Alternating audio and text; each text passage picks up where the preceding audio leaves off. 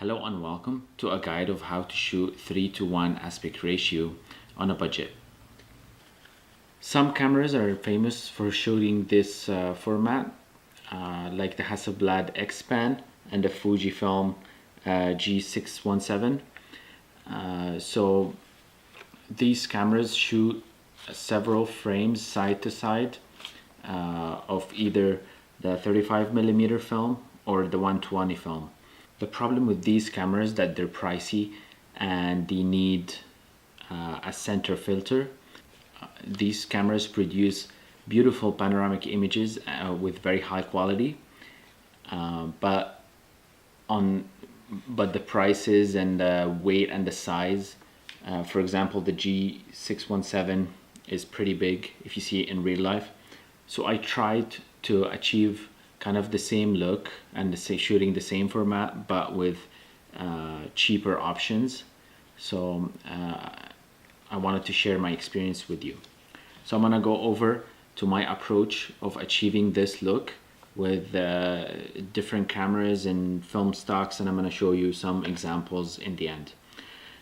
So the first camera I used is this point and shoot film camera.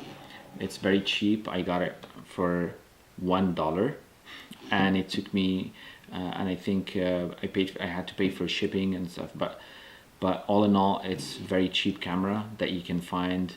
A lot of these cameras, the point and shoot cameras of this age, the 90s, 2000s, they had this panoramic option in which you can there is like a mask on the frame that covers the frame and produces this image.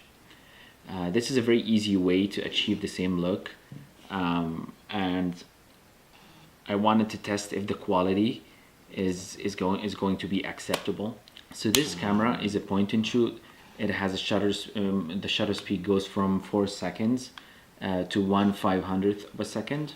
It has a very big zoom range. It goes from 38mm all the way out to 140, which is amazing to be honest, but the aperture on the wide end is 3.5 and on the long end is 9.5, I think.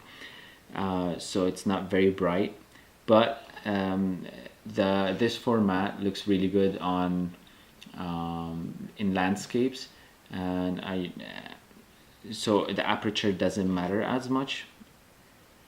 So this camera takes batteries. It takes these two small batteries. What is it called? CR123A batteries. You can find these online. This camera has a DX code reading in which you put the film in and it reads what kind of film is it. So that's an issue, that this camera is kind of automated in a lot of ways. So it's kind of difficult to adjust your exposure, but it's kind of quick and very light to achieve what you want. This camera has different settings, and I try to, like, there are ways that you can fold the meter.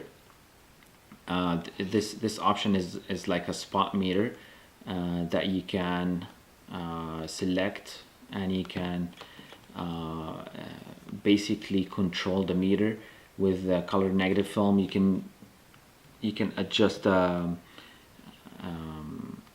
adjust the exposure through the spot meter by pointing it towards the shadows and then take the picture. And there is a self timer that makes things easier.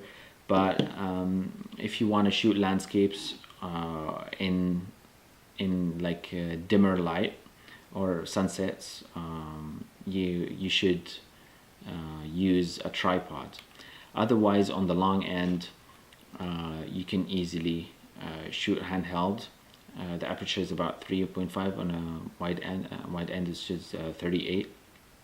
The lens is kind of acceptable. Okay, after trying this out, I wanted something with more control, or more manual control, so I can control the exposure and whatnot.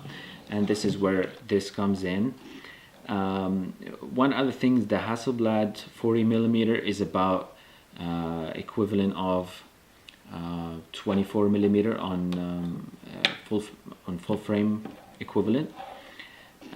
So I got this camera, which is a Minolta Maxim 2XI.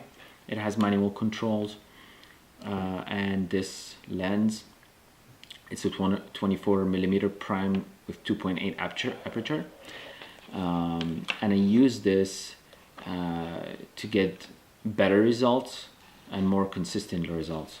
It also takes is 2CR5. It also has the EX coding, and so it's kind of difficult to set your ISO, but then you have manual controls. You can control everything to achieve the look that you want. So on your choice of films, you should choose something with like low grain and high quality professional film. So I shot one roll with Ektar and one roll with Velvia. So Velvia has less grain. Next, let's go and see some sample images